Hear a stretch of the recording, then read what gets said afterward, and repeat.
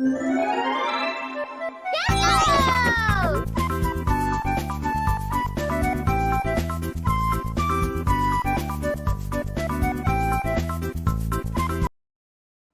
I looked into its dead black eyes, I saw the terrible sentience it had in place of a soul. Behind that was the steel will of its leader. Further still, I could feel its primogenitor coldly assessing me from the void, and looking back from the deepest recesses of the alien's mind, I perceived what I can only describe as an immortal hunger. We can slay the Tyranids on our worlds, blast their fleets from space, grind their armies to torn and ruined fragments, but their hunger? That is beyond our ability to slay. In stories where humanity travels the stars, running into an insectoid species usually means we are either going to find our bestest friends, an Uno reverse card where we are the size of ants to them, or a hive mind species that wants to add us to it through mind control or through adding to its resources. In the case of Warhammer 40k, they took the idea of giant bugs, mind control, and adding us to their biomass, and made it into a whole extragalactic threat. The Tyranids. Now, the Tyranids were very different when they were first introduced. They were still a hive mind species, but they could all talk, reason, do diplomacy, engage in biological augmentation, and had mind-controlled slaves. Later on, they were changed into a species that was more simple in its goals. Invade, consume, move on. Think going from Geonosians from Star Wars to Arachnids or Arachni. A species that floats through the void until it hits a populated world, invades that world, eats everything from the tallest mountain to the smallest microbe, and then moves on. Led by an eldritch entity whose size we are pretty sure is beyond our comprehension, called the Hive Mind. The Tyranids are the idea that whatever was outside our galaxy got eaten by the bugs, and we're next. A horror that not only eats everything in its path, but actively adapts to exterior threats to better handle it.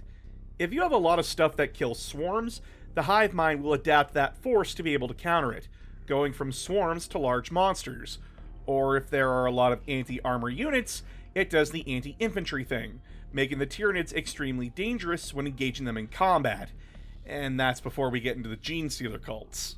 But what are the Tyranids? Why and how did they come to our galaxy? Can they be stopped at all? And why is the faction so popular among women?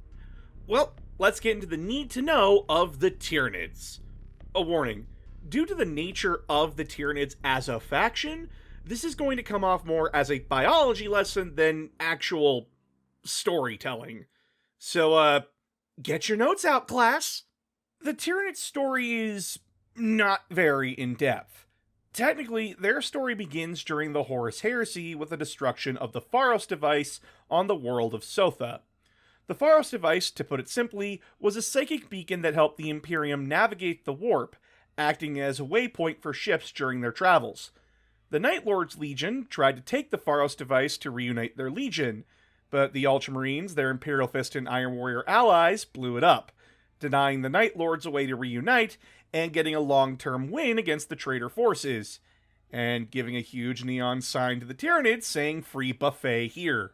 It would take 10,000 years, as the Tyranids do not have faster-than-light travel, but in the year M41-745 was the Imperium's first official contact with the Tyranids on the world of Tyran. Though it was confirmed later that other worlds had been invaded and devoured earlier than Tyran, it was just the Imperium learned about them after they destroyed Tyran, and the Inquisitor who went to investigate what had happened named the new threat after the planet.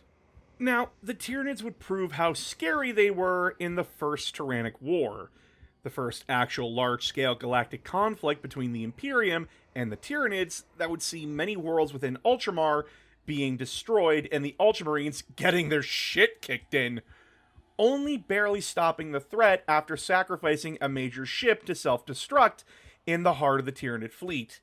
Then the Imperium discovered that the fleet they beat wasn't the only one, as there would be further invasions and more wars, a total of 4 so far, showing the Tyranids are coming from every side of the galaxy, like a jaw of a monster coming down to swallow us.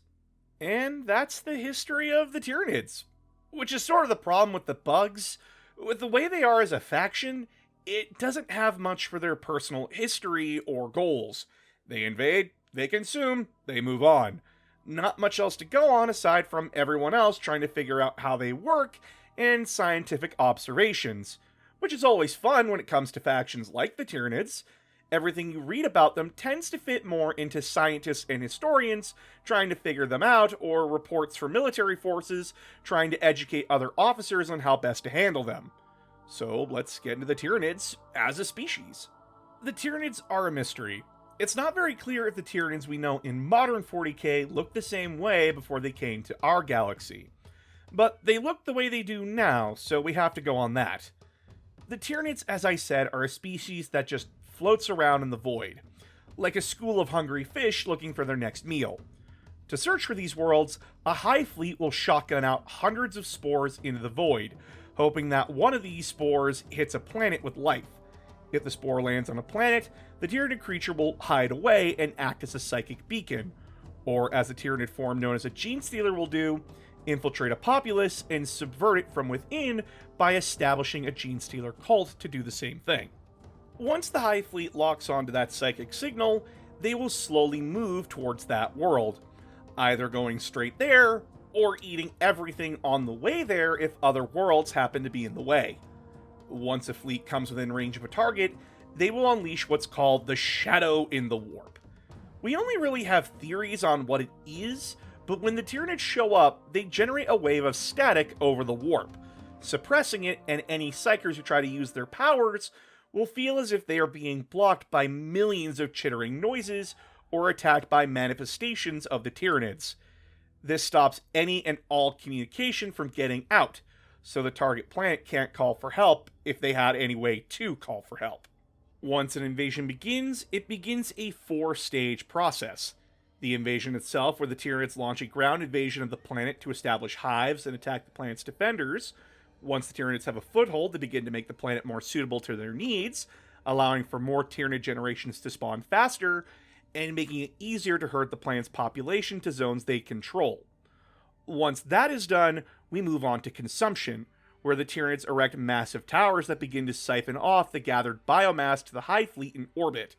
And once the planet is completely destabilized, the Hive Fleet assimilates the biomass and leaves, the world being drained completely, as if a vampire sucked it dry.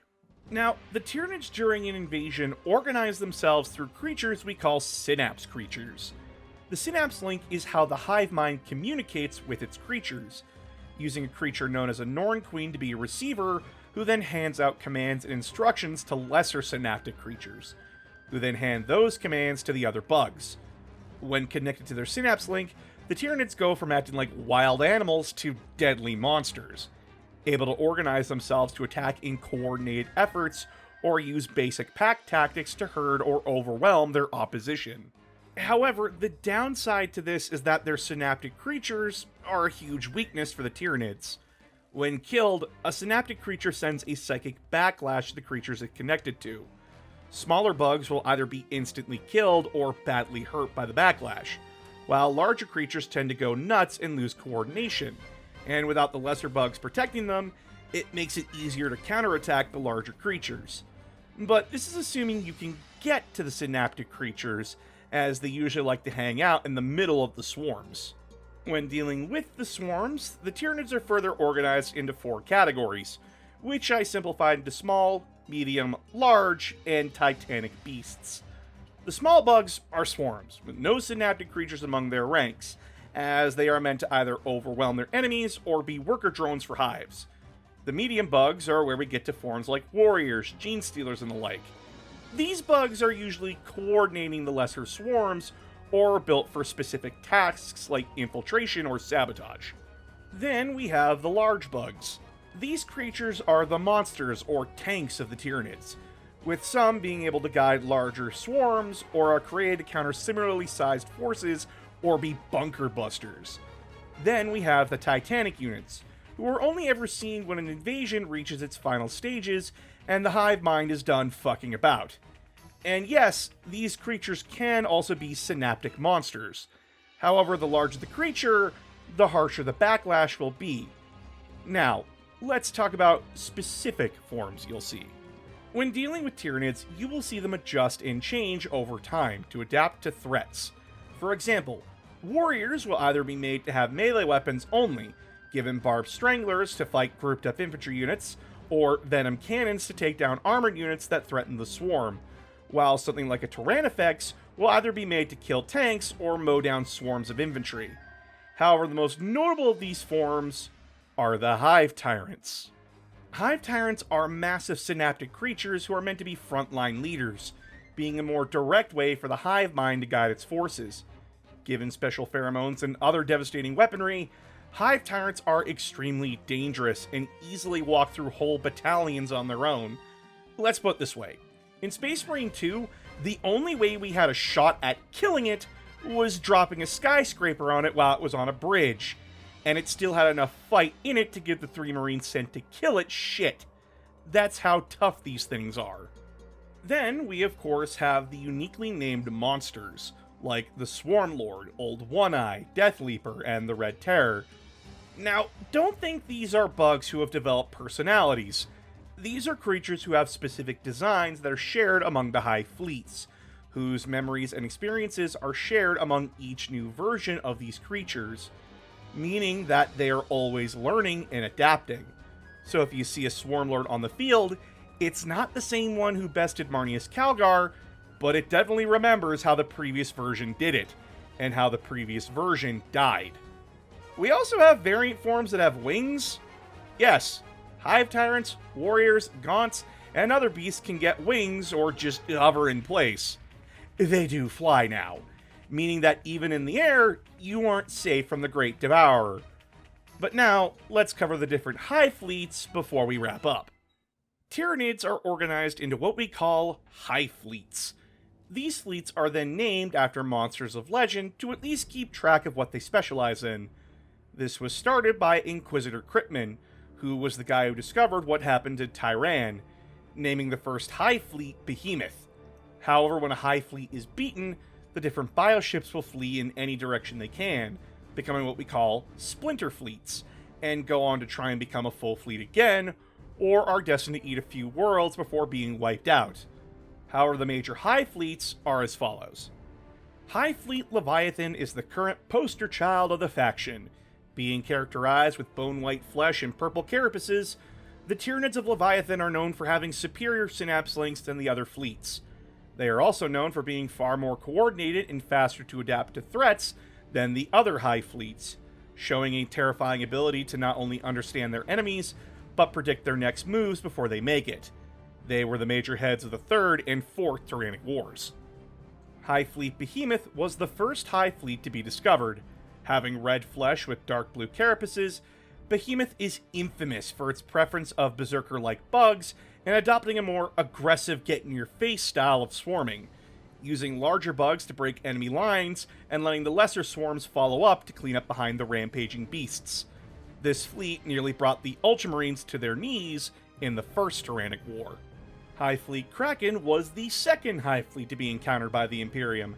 Having beige flesh and red carapaces, the Hive fleet tends toward more subversive styles of warfare, using Genestealer cults more than the other Hive fleets, or making sure its swarms can stay fast and mobile to outmaneuver and outflank their enemies. The Kraken Hive fleet nearly wiped out Craftworld Eandon during the Second Tyrannic War, and confirmed that there were more Hive fleets than just Behemoth. Hive Fleet Gorgon is a Hive fleet that specializes in toxins and acids. Having green flesh with pale yellow carapaces, they've become a menace that develops toxins so deadly and acids so dangerous that they kill with just minor exposure or melt away enemy armor in mere seconds. Hive Fleet Gorgon has been seen within the eastern fringe of the galaxy, most notably in Ultramar and the Tau Empire. Hive Fleet Kronos is a weird fleet that specializes in fighting warp entities. Having black flesh with red carapaces, the Hive fleet has been adapted to fight the demons of chaos and its allies. However, due to demons not having physical bodies, it appears to share a relationship with Leviathan, who feeds the Kronos Hive fleet so it in turn can fight off the forces of chaos. They are currently active in the southern parts of Ultima Segmentum. Our final Hive fleet is Hive Fleet Jormungandr, who specializes in infiltration and tunneling tactics.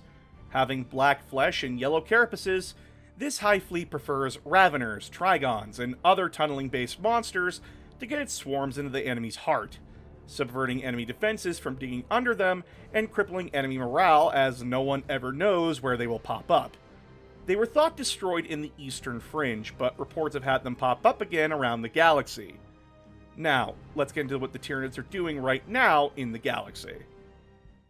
The Tyranids in modern 40k are considered the most dangerous threat to life within the Milky Way galaxy. Although officially they have been here for around a century or two, it's heavily implied the Tyranids have been here for way longer, as the Gene Stealers were thought to be their own species in our galaxy until the Second Tyrannic War confirmed they were a bioform from the Tyranids. And the Gene Stealers have been here when the Imperium was young, so if that's the case, how many other species are actually related to the Tyranids that we don't know about? The Tyranids have invaded from every corner of the galaxy, north, south, east, west, up, and down. Each invasion has been more devastating than the last with the Tyranids, leaving whole sectors empty husks, with no way to revive dead worlds once the Tyranids devour them. Now, hive fleets have been stopped before, but at great cost to the faction fighting them. However, it is shown that if two factions team up to stop them, like the Eldar did during the Second War, or how the Necrons teamed up with the Blood Angels in the Third War, the Tyranids can be stopped.